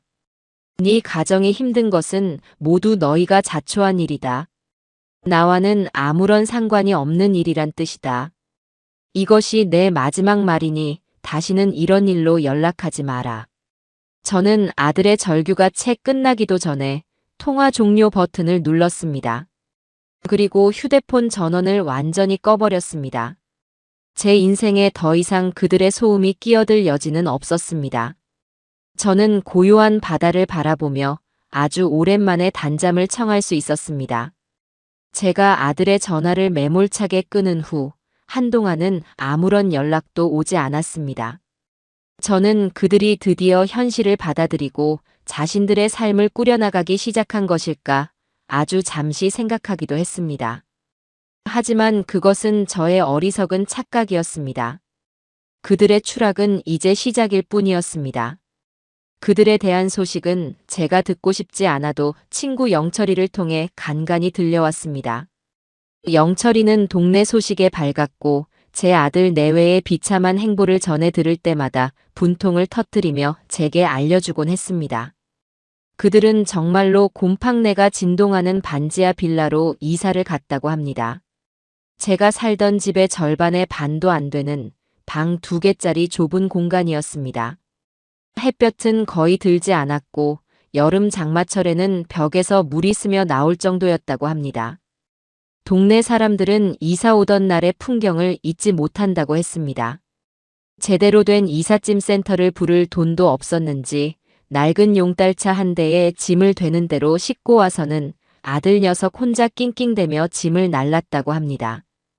며느리는 차에서 내리지도 않고 동네 사람들이 쳐다보는 것이 창피하다는 듯 차 안에서 나오지도 않았다고 하더군요. 제가 쓰던 넓고 좋은 가구들은 그 좁은 집에 들어가지도 못해 이삿짐 센터에 헐값으로 팔아넘기거나 버려야 했습니다. 며느리는 자신의 분신처럼 아끼던 명품 가방과 옷가지들을 중고시장에 내다 팔아 월세와 생활비를 보탰다고 합니다. 그렇게 생활 수준이 하루아침에 나락으로 떨어지자 그들 부부의 관계도 걷잡을 수 없이 망가지기 시작했습니다. 그 집에서는 거의 매일 밤 서로를 탓하는 고성이 오고 갔다고 합니다. 영철이의 말에 따르면 동네 슈퍼마켓에서 그들 부부가 싸우는 것을 목격한 사람이 있다고 했습니다. 며느리가 아들의 뺨을 때리며 악을 썼다고 합니다. 너 같은 무능력한 놈이랑 결혼해서 내 인생이 이게 뭐야? 내가 너만 믿고 니네 아버지 비위 맞춰가면서 그 집에서 얼마나 희생했는지 알아? 그런데 넌 뭘 했는데? 마누라가 시아버지한테 식충이라고 욕먹을 때 가만히 앉아서 밥만 처먹고 있었잖아. 그때 네가 남자답게 나서서 내 편만 들어줬어도 일이 이 지경까지 되지는 않았을 거라고. 그러면 아들은 술에 취해 이렇게 대꾸했다고 합니다. 뭐? 네 편을 들어. 그럼 아버지 보고 그냥 식충이로 살라고? 너의 그 끝도 없는 욕심 때문에 이렇게 된 거야. 네가 아버지를 그렇게 모욕하지만 않았어도 아버지가 집을 파는 일은 없었을 거라고. 이 모든 게 다 너 때문이야. 이 악독한 여자야. 그들의 싸움은 서로의 자존심을 짓밟고 과거의 상처를 들추는 진흙탕 싸움으로 번져갔습니다. 그러다 며느리는 자신의 친정, 즉 안사돈에게 전화를 걸어 울며 하소연을 했다고 합니다. 하지만 안사돈의 반응은 며느리의 기대와는 전혀 달랐습니다. 안사돈은 직접 그 반지하 빌라에 찾아왔다고 합니다. 그리고는 집안 꼴을 한번 훑어보더니 딸과 사위에게 길길이 날뛰며 저주를 퍼부었다고 합니다. 이게 사람 사는 집이야, 돼지우리야. 어휴, 냄새. 내가 너한테 얼마나 말했니? 그 영감 살아있을 때 잘 구슬려서 미리 증여를 받든지 아니면 각서라도 받아놓으라고. 그걸 하나 제대로 못해서 이 집안을 아주 풍비박산을 내. 이 멍청한 거사. 그리고 자네, 전서방. 자네는 뭔가. 자네 아버지를 설득할 생각은 안 하고 마누라가 고생하는 꼴만 보고 있었나? 내가 자네 장인 보기 민망해서 얼굴을 들고 다닐 수가 없어. 다신 나한테 연락하지 마라. 나는 너 같은 딸 둔 적 없다. 안사돈은 딸을 위로하기는커녕 오히려 자신의 체면을 구겼다며 며느리를 닥달하고는 다시는 그들 앞에 나타나지 않았다고 합니다. 기댈 곳이 없어진 며느리는 자신의 분노를 아이들에게 풀기 시작했습니다. 아이들이 조금이라도 시끄럽게 굴거나 성적이 떨어지면 예전에는 상상도 할 수 없었던 폭언을 퍼부었다고 합니다. 손주 녀석들의 삶도 완전히 망가졌습니다. 좋은 동네의 좋은 아파트에서 살다가 갑자기 허름한 빌라촌으로 이사를 가니 아이들은 새로운 환경에 적응하지 못했습니다. 손자 민준이는 학교에서 반지하에 사는 거지라며 놀림을 당했고 그 일로 싸움에 휘말려 학교에 불려가는 일도 잦아졌다고 합니다. 예민하고 똑똑했던 손녀 서연이는 부모님이 매일 밤 싸우는 소리에 밤잠을 설치고 방에 틀어박혀 말수가 급격히 줄었다고 합니다. 어느 날 저녁 제 휴대폰으로 낯선 번호가 찍힌 전화가 한 통 걸려왔습니다. 받을까 말까 망설이다 받았는데 수화기 너머로 아주 작은 목소리가 들려왔습니다. 할아버지. 손녀 서연이었습니다. 저는 순간 심장이 쿵 내려앉는 것 같았습니다. 서연이냐? 어떻게 전화를 다 했어? 할아버지 보고 싶어요. 서연이는 금방이라도 울음을 터뜨릴 듯한 목소리로 긴 이야기를 시작했습니다. 할아버지 민준이가 오늘 학교에서 또 싸웠어요. 어떤 애가 우리 보고 반지하에 사는 거지라고 놀려서요. 그래서 아빠가 학교에 불려가셨어요. 아빠는 집에 와서 또 술만 마시고 엄마는 아빠한테 소리 지르고 엄마는 저만 보면 화를 내요. 시험 성적 떨어졌다고 너까지 내 속을 썩이냐고. 할아버지가 있을 땐 안 그랬는데 집도 너무 춥고 냄새나고 무서워요. 할아버지, 저희 그냥 할아버지한테 가서 살면 안 돼요? 엄마 아빠랑 같이 있기 싫어요. 제발요, 할아버지. 어린 손녀의 그 애처로운 부탁에 제 마음도 잠시 흔들렸습니다. 아이들이 무슨 죄가 있겠습니까? 모두 어리석은 어른들의 탐욕 때문에 아이들까지 고통받고 있는 것이었지요. 하지만 저는 알고 있었습니다. 제가 지금 마음이 약해져서 그들을 다시 받아들인다면 똑같은 비극이 반복될 것이라는 것을. 그들은 결코 변하지 않을 테니까요. 저는 최대한 다정한 목소리로 하지만 단호하게 말했습니다. 서연아, 할아버지도 우리 서연이, 민준이 늘 보고 싶고 생각한단다. 하지만 할아버지는 그 집으로는 다시 돌아갈 수 없어. 그건 안 되는 일이란다. 부디 부모님 말씀 잘 듣고 동생이랑 서로 의지하면서 씩씩하게 지내주렴. 할아버지가 멀리서 항상 응원하고 있을게. 전화기 너머로 서연이의 흐느끼는 소리가 들려왔습니다. 저는 마음이 찢어질 듯 아팠지만 이를 악물고 전화를 끊었습니다. 그날 밤 저는 처음으로 잠을 설쳤습니다. 그리고 제 친구 영철이에게 전화를 걸어 한 가지 부탁을 했습니다. 아이들이 눈치채지 못하게 아이들에게 필요한 학용품이나 옷까지 그리고 먹을 것들을 가끔씩 보내달라고 말입니다.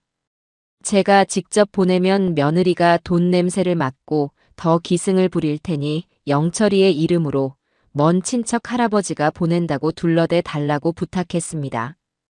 제가 할 수 있는 최선의 그리고 마지막 배려였습니다. 그들의 탐욕에 대한 대가는 그들 스스로 치르게 하되 아이들까지 완벽한 불행 속으로 빠뜨릴 수는 없었기 때문입니다. 제가 서울을 떠나 강원도 바닷가에 새로운 둥지를 튼 지도 어느덧 반년이라는 시간이 흘렀습니다. 서울에 그들이 살고 있을 곰팡내 나는 반지하 빌라의 기억은 제 삶에서 완벽히 소거되었고 제가 선택한 이 고요한 안식처에서의 시간은 거대한 강물처럼 잔잔하고 깊게 흘러갔습니다. 그곳에서의 지옥 같던 시간은 마치 먼 전생의 일처럼 아득하게 느껴졌고 제 삶은 놀라울 정도의 평온과 활기로 채워지고 있었습니다. 저는 더 이상 과거의 상처에 얽매여 사는 늙은이가 아니었습니다. 이곳 실버타운에서 저는 전태호 선생님으로 불리며 새로운 인생을 살고 있었습니다. 이곳에서의 하루는 서울에서의 하루와는 질적으로 달랐습니다. 새벽에 눈을 뜨면 저를 짓누르던 며느리의 신경질적인 소음 대신 창문을 넘어오는 잔잔한 파도 소리가 저를 맞이했습니다. 저는 천천히 몸을 일으켜 베란다로 나가 동해의 수평선 위로 장엄하게 떠오르는 일출을 바라보는 것으로 하루를 시작했습니다. 붉은 기운이 온 바다를 물들이는 광경을 보고 있노라면 제 안에 응어리져 있던 모든 분노와 슬픔이 그 빛에 씻겨 나가는 듯한 정화의 시간을 맛보곤 했습니다. 아침 식사는 호텔 뷔페처럼 차려지는 레스토랑에서 해결했습니다. 그곳에 가면 항상 창가 쪽 같은 자리에 앉아 저를 기다리는 친구들이 있었습니다. 평생을 대학 강단에서 역사를 가르쳤다는 최 교수님, 남편과 사별하고 곱게 늙어가는 모습이 꼭 제 아내를 닮은 윤 여사님, 그리고 젊었을 적 원양어선 선장이었다는 박 선장. 우리는 서로의 안부를 묻고 어젯밤 뉴스에 나온 시시콜콜한 이야기부터 시작해서 각자의 인생에 대한 깊은 이야기까지 두런두런 나누며 식사를 했습니다. 그 누구도 제 재산을 탐내거나 제 존재를 귀찮아하지 않았습니다. 우리는 그저 서로의 오늘을 존중하고 함께 늙어가는 도반일 뿐이었습니다. 식사를 마치면 저는 단지 내의 작은 목공의 동호회 작업실로 향했습니다. 처음 그곳을 발견했을 때는 먼지가 뽀얗게 쌓인 채 거의 버려진 공간이나 다름없었습니다. 저는 꼬박 이틀에 걸쳐 그곳을 쓸고 닦고 낡은 공구들을 기름칠하며 정리했습니다. 그것은 제게 있어 버려졌던 제 인생을 다시 일으켜 세우는 의식과도 같았습니다. 오랜만에 손에 쥔 대패의 차가운 감촉, 코끝을 맴도는 깊은 나무향. 그 모든 것이 잊고 있던 제 몸의 감각을 깨우고 있었습니다. 처음에는 작업실 한쪽에 놓인 다리가 삐걱거리는 낡은 테이블을 수리했습니다. 튼튼하게 수리된 테이블을 커뮤니티 라운지 중앙에 가져다 놓자 다들 누가 고쳤냐며 신기해했습니다. 이거 전 선생님께서 고치신 겁니까? 이야, 이거 아주 새 것처럼 튼튼해졌는데요. 최 교수님이 테이블 다리를 흔들어 보며 감탄했습니다. 그날 이후 제게 작은 수리를 부탁하는 이웃들이 하나둘 생겨났습니다. 윤 여사님은 어머니의 유품이라는 태엽이 망가진 낡은 오르골을 조심스럽게 들고 와 제게 수리를 부탁했습니다.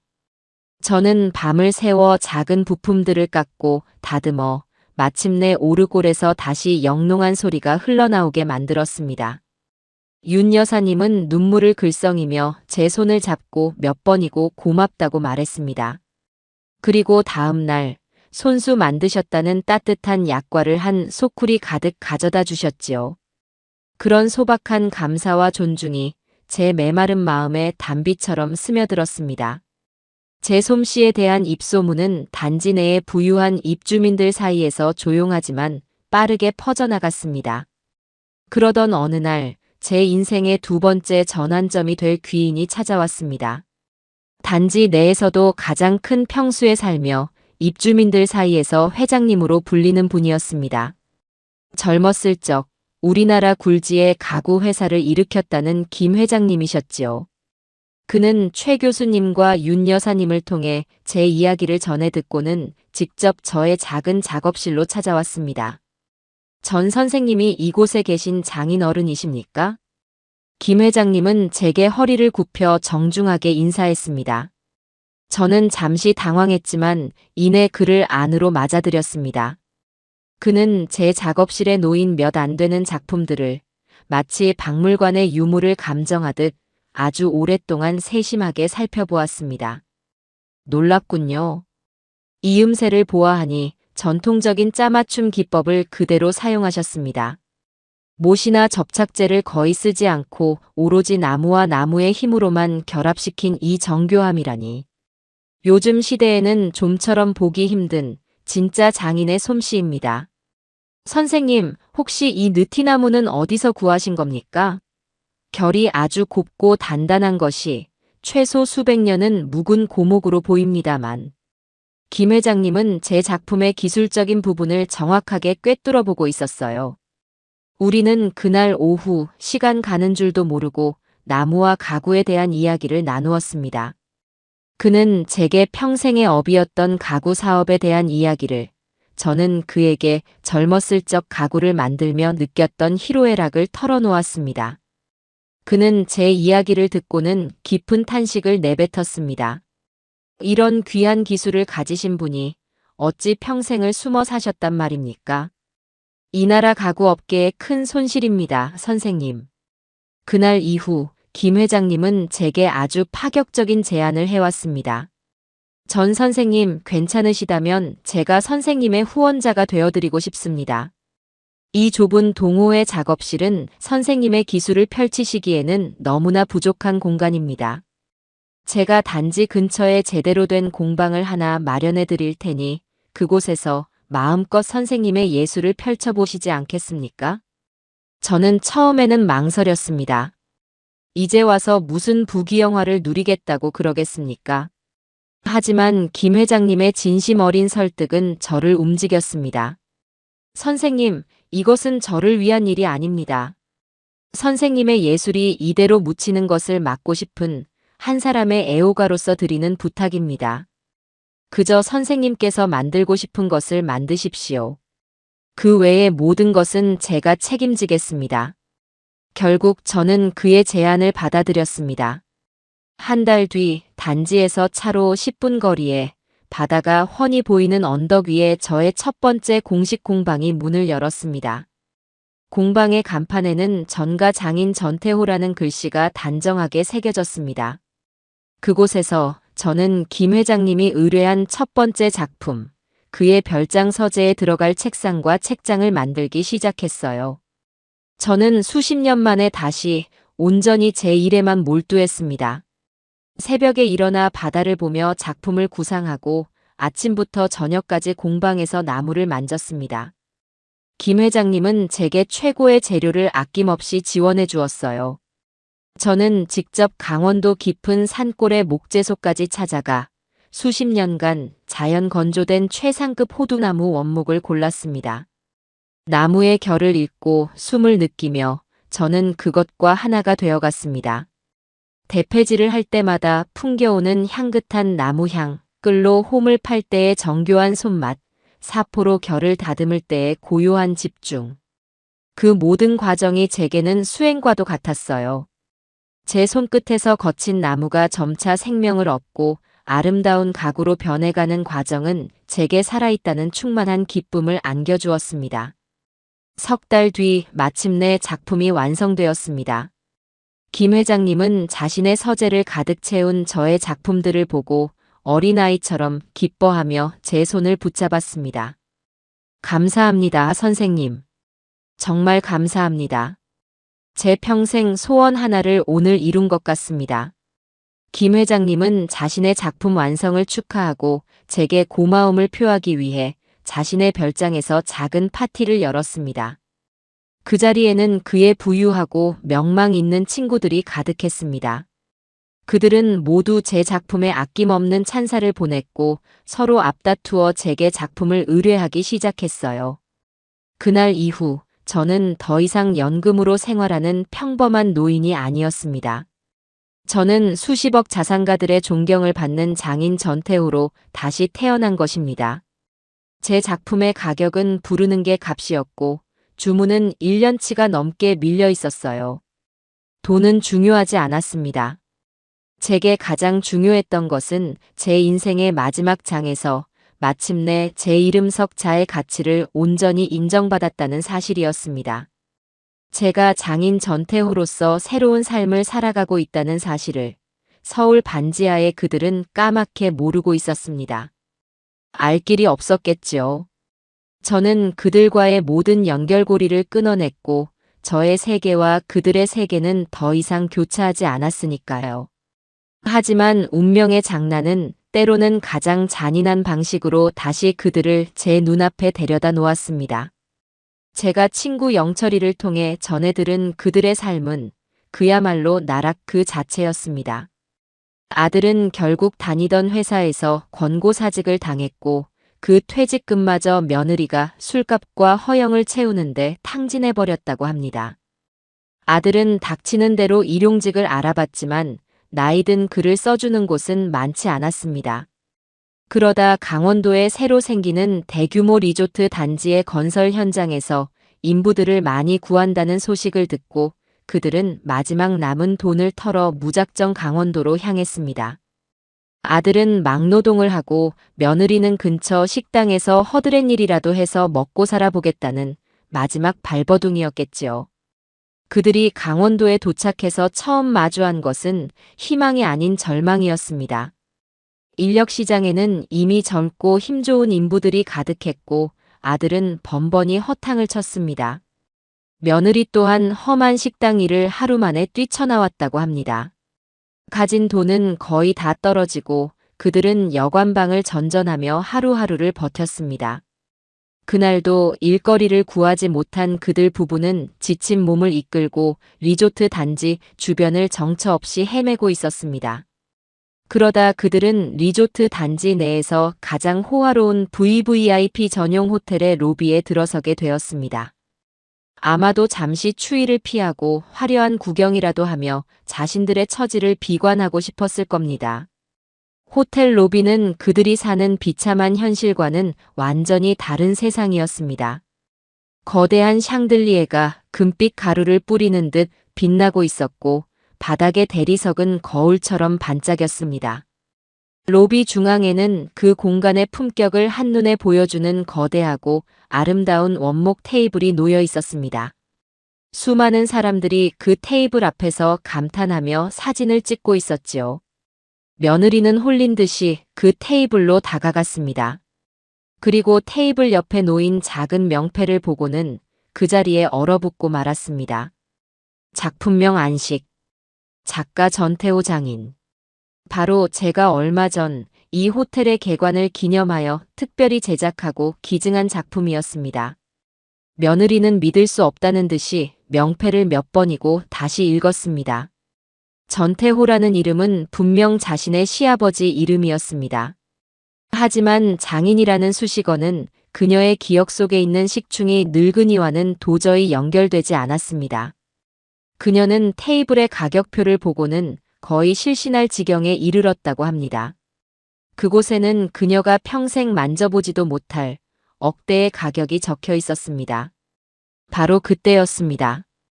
호텔의 총지배인이 직접 문을 열고 마중을 나오는 것이 보였습니다. 그리고 잠시 후 호텔의 VVIP 고객인 김 회장님과 함께 말쑥한 차림에 제가 로비로 들어섰습니다. 김 회장님이 저를 위해 최고급 레스토랑의 점심 식사를 예약해 둔 것이었습니다. 저는 제 작품 앞에서 웅성거리는 사람들을 보며 흐뭇한 미소를 짓고 있었습니다. 며느리와 아들은 기둥 뒤에 숨어 그 광경을 모두 지켜보았습니다. 초라하고 남루한 행색의 자신들과는 너무나도 다른 건강하고 품위 있는 모습의 저를, 수많은 사람들의 존경과 찬사를 한몸에 받는 저의 모습을, 그들에게는 세상에서 가장 비참하고 끔찍한 광경이었을 겁니다. 자신들이 식충이라며 내쫓았던 늙은이가 이제는 자신들이 감히 우러러볼 수도 없는 높은 곳에 서 있다는 현실을 마주한 순간이었으니까요. 그 일이 있고 며칠 뒤 그들은 수소문 끝에 제가 사는 실버타운과 제 공방의 위치를 알아냈습니다. 그들은 가진 돈을 모두 털어 시장에서 가장 깨끗하고 비싸 보이는 옷을 사입고 작은 과일 바구니까지 하나 사들었다고 합니다. 마지막 기회라고 생각했겠지요. 어느 날 오후 제가 공방에서 작업에 몰두하고 있는데 공방 문이 조용히 열렸습니다. 문 앞에는 한 달 사이에 10년은 더 늙어 보이는 아들과 도끼는 사라지고 비굴함만이 남은 며느리가 서 있었습니다. 그들은 마치 죄인처럼 고개를 숙인 채 제 앞으로 다가왔습니다. 저는 그들을 보고도 아무런 표정 변화 없이 하던 대패질을 계속했습니다. 제 침묵이 그들을 더욱 압박했는지 그들은 제 작업대 몇 걸음 앞에서 어쩔 줄을 모르고 서 있기만 했습니다. 한참의 시간이 흐른 뒤 제가 마침내 대패를 내려놓자 그들은 기다렸다는 듯이 제 발밑에 무릎을 꿇었습니다. 아버님, 며느리가 먼저 울음을 터뜨리며 입을 열었습니다. 그녀의 목소리는 지난날의 그 당당함은 온데간데 없이 처절한 애원으로 가득 차 있었습니다. 그녀의 독백은 마치 잘 짜인 연극 대본처럼 길고 장황했습니다. 아버님, 저희가 정말 죽을 죄를 지었습니다. 저희가 정말 잘못했어요. 제가 그때는 정말 철이 없어서 세상 물정 몰라서 아버님 마음이 얼마나 아프실지는 생각도 못하고 그런 끔찍한 말들을 내뱉었어요. 아버님이 이렇게 대단한 분이신 줄도 모르고 제가 정말 미쳤었나 봐요. 아버님, 제발 저희 좀 용서해 주세요. 네. 저희 정말 이대로는 죽을 것 같아요. 아버님 떠나시고 나서 저희 하루도 편할 날이 없었어요. 매일 밤 아버님 생각하면서 얼마나 울었는지 몰라요. 제가 잘못해서 저희 남편이랑 애들까지 길바닥에 나앉게 생겼어요. 다 제 탓이에요. 제가 천벌을 받는 거예요. 아버님, 제발 저희 불쌍한 인생 좀 구제해 주세요. 저희가 평생 아버님 발 씻겨드리면서 종처럼 살겠습니다. 아버님 공방 청소라도 하고 밥이라도 해드리면서 평생 속죄하며 살게요. 제발 저희 좀 거두어 주세요, 아버님. 아들은 아무 말도 하지 못하고 그저 바닥에 엎드려 끄끄거리며 울기만 했습니다. 그들의 모습은 참으로 비참하고 애처로웠습니다. 하지만 제 마음은 조금도 움직이지 않았습니다. 저는 그들의 눈물에서 단 한 방울의 진심도 찾아볼 수 없었기 때문입니다. 그들은 저에게 용서를 구하는 것이 아니었습니다. 그들은 자신들이 무시하고 버렸던 늙은이가 자신들이 그토록 탐내는 돈과 명예를 얻었으니 그것을 얻기 위해 다시 한번 저를 이용하려는 것뿐이었습니다. 그들은 반성한 것이 아니라 자신들의 계산이 틀렸음을 깨달았을 뿐이었지요. 저는 잠시 그들을 싸늘하게 내려다보다가 하던 작업을 마저 하기 위해 몸을 돌렸습니다. 제 등 뒤로 며느리의 더욱 처절해진 울음소리가 따라붙었습니다. 저는 그들의 마지막 연극이 끝날 때까지 묵묵히 제 대패질에만 집중했습니다. 제가 아무런 반응도 보이지 않고 제 일에만 몰두하자 한참을 울며 애원하던 며느리도 지쳤는지 조금씩 울음소리를 그쳐갔습니다. 공방 안에는 저의 대패질 소리와 아들의 간헐적인 흐느낌만이 남아 있었습니다. 제가 나무의 표면을 한 번 더 매끄럽게 다듬고 나서야 저는 천천히 몸을 돌려 그들을 바라보았습니다. 연극은 다 끝났느냐? 제 차가운 목소리에 며느리가 화들짝 놀라며 저를 올려다보았습니다. 그녀의 얼굴은 눈물과 콧물로 범벅이 되어 있었지만 그 속에서도 저를 향한 원망의 빛이 스쳐 지나가는 것을 저는 보았습니다. 아, 아버님 연극이라니요. 저희가 지금 연극하는 것처럼 보이세요? 저희는 지금 지옥 속에 살고 있어요. 매일 밤 잠도 못 자고 밥도 제대로 못 넘기고 사람들이 저희를 어떻게 보는지 아세요? 저희가 살던 동네에서는 저희를 보고 손가락질하고 여기 와서는 웬 행색 초라한 것들이냐며 벌레 보듯 쳐다봐요. 이 모든 게 다 제가 잘못해서 그런 거 알아요. 아는데 그래도 사람 목숨은 살려주셔야 하는 거 아니에요? 저희 정말 이대로는 죽어요. 아버님이 저희를 이렇게 만드셨잖아요. 저희를 이 지옥으로 밀어 넣으신 게 바로 아버님이시잖아요. 그러니 책임도 아버님이 지셔야죠. 저희 인생 이렇게 망쳐놓고 아버님 혼자만 그렇게 행복하시면 그게 옳은 일이냐고요. 며느리는 용서를 구하던 조금 전의 모습은 온데간데 없이 다시 제게 책임을 떠넘기며 악을 쓰기 시작했습니다. 저는 그런 며느리의 모습을 마치 발버둥 치는 작은 벌레를 보듯 아무런 감정 없이 내려다보았습니다. 그리고는 제 생의 마지막 설교를 그들의 죄를 하나하나 되짚어주는 긴 판결문을 읽어내려가기 시작했습니다. 책임. 내가 너희를 지옥으로 밀어넣었다고? 아니다. 나는 그저 내 집에서 나왔을 뿐이다. 너희가 있던 그곳이 지옥이었다면 그 지옥은 너희 스스로가 만든 것이다. 너는 철이 없었다고 말했지. 네가 내 공간을 침범하고 내 취미를 통제하고 내 면전에서 내 집을 허물어 테라스를 만들 계획을 세우던 것이 과연 철없는 행동이었느냐? 아니, 그것은 주도면밀하고 이기적인 탐욕이었다. 너는 아버님이 이렇게 대단한 분인 줄 몰랐다고 했지. 그렇다면 내가 만약 너희의 예상대로 어느 골방에서 병들고 외롭게 죽어가고 있었다면 너희는 지금처럼 내 앞에 나타나지도 않았을 것이고 내게 용서를 구할 필요조차 느끼지 못했다는 뜻이구나. 너의 그 눈물겨운 사과는 나의 성공에 대한 굴복일 뿐 한 인간으로서의 나에 대한 존중이나 진심 어린 반성이 아니다. 저는 잠시 말을 끊고 그들의 숨소리마저 얼어붙게 만드는 침묵 속에서 말을 이었습니다. 너희는 내 아들과 며느리가 아니라 내 인생이라는 주식에 투자한 실패한 투기꾼들이었다. 너희는 나의 죽음에 모든 것을 걸었지. 나의 죽음으로 인해 이 집을 온전히 상속받는다는 것에 너희의 미래를 걸었단 말이다. 하지만 너희의 투자는 실패했다.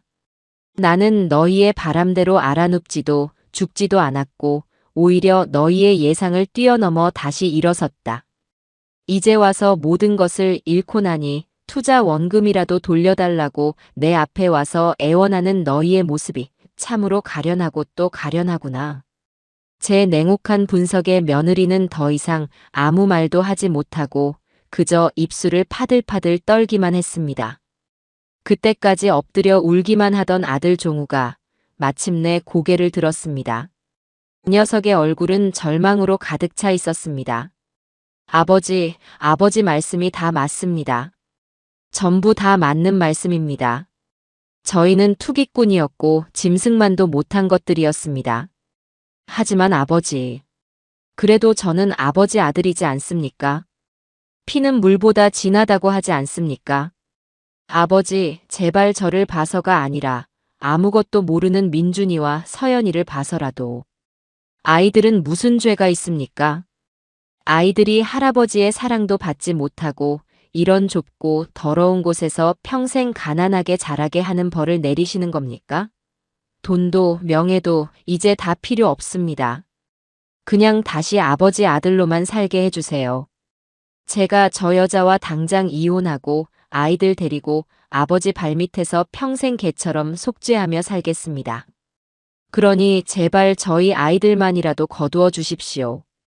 제발 마지막 기회를 주십시오, 아버지. 아들은 제게 마지막 카드를 던졌습니다. 며느리와의 이혼, 그리고 손주들을 내세운 동정심 유발. 그것은 제가 잠시나마 흔들릴 수 있는 가장 교활한 제안이었습니다. 저는 잠시 눈을 감았습니다. 그리고 며느리의 얼굴과 아들의 얼굴을 번갈아 보았습니다.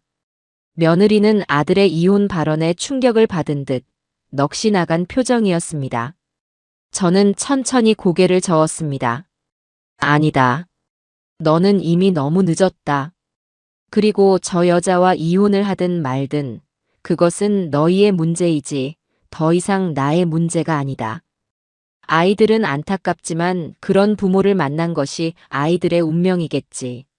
모든 운명은 스스로 개척해 나가는 것이다. 너희가 그랬던 것처럼. 저는 제 공방 안쪽에 있는 작은 사무실로 들어갔습니다.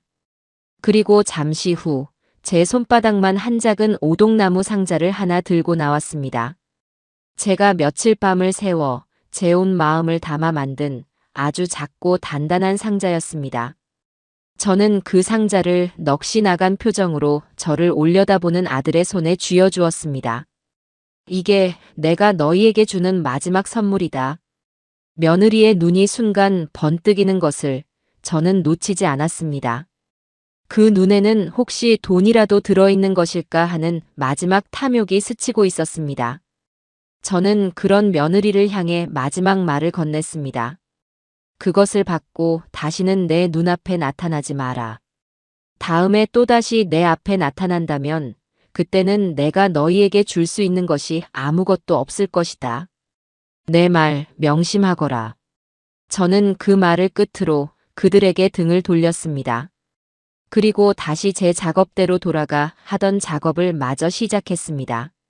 마치 그들이 처음부터 그곳에 없었다는 듯이 한참 동안 그들은 그 자리에 못 박힌 듯 앉아 있었습니다. 그리고 잠시 후 아들이 며느리를 부축해 비틀거리듯 제 공방을 나서는 소리가 들렸습니다. 저는 그들이 완전히 사라질 때까지 단 한 번도 뒤를 돌아보지 않았습니다. 그들이 떠나고 몇 달 뒤 저는 친구 영철이를 통해 그들의 마지막 소식을 전해 들었습니다. 그들은 제가 준 나무 상자를 집에 돌아와서야 열어보았다고 합니다. 상자 안에는 현금이나 수표 대신 낡은 서류 봉투 하나만이 들어 있었습니다. 그 서류는 바로 그들이 월세로 살고 있던 그 곰팡내 나는 반지하 빌라의 등기권 리증이었습니다. 제가 그 집을 사서 아들의 이름으로 명의를 이전해 둔 것이었지요. 그리고 그 위에는 제가 직접 쓴 짧은 편지 한 장이 놓여 있었다고 합니다. 아비로서 주는 마지막 돌이다. 더는 찾아오지 마라. 너희의 세계와 나의 세계는 이제 다르다. 그것은 용서가 아니었습니다. 동정은 더더욱 아니었습니다.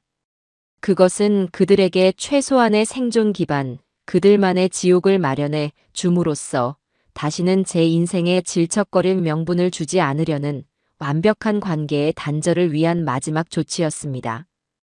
영철이의 말에 따르면 며느리는 그 등기권 리증을 보고는 실성한 사람처럼 웃다가 울다가를 반복하며 그 아름다운 호동나무 상자를 벽에 집어던져 산산조각 냈다고 합니다. 그리고 며칠 뒤 아들과 이혼하고 아이들도 버려둔 채 어디론가 사라져버렸다고 합니다. 아들은 이제 혼자 남아 아이들을 키우기 위해 배달 일을 시작했다고 들었습니다. 그 소식을 들은 날 밤 저는 처음으로 아들에게서 온 문자를 한 통 받았습니다. 감사합니다. 아버지, 그리고 정말 죄송했습니다. 다시는 연락드리지 않겠습니다. 저는 그 문자를 한참 동안 바라보다가 아무 답장도 하지 않고 삭제했습니다. 그리고 그의 번호를 차단했습니다. 그의 사과가 진심이었는지 아닌지는 더 이상 중요하지 않았습니다. 그의 인생은 이제 온전히 그의 몫이었고 제 인생은 온전히 저의 몫이었으니까요. 1년이라는 시간이 흘렀습니다. 제 삶에는 많은 변화가 있었습니다. 저의 작품은 이제 국내를 넘어 해외에서도 그 가치를 인정받기 시작했습니다. 얼마 전에는 프랑스 파리의 한 갤러리에서 초대전 제의가 들어와 김 회장님과 함께 잠시 다녀오기도 했습니다.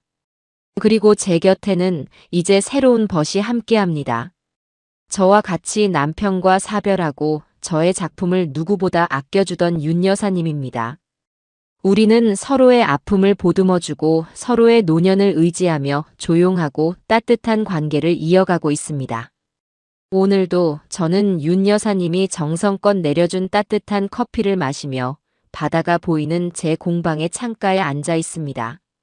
햇살을 받으며 매끄럽게 다듬어진 나무의 감촉을 느끼고 있을 때면 저는 제 인생에서 이보다 더 완벽한 평화는 없으리라는 것을 느낍니다.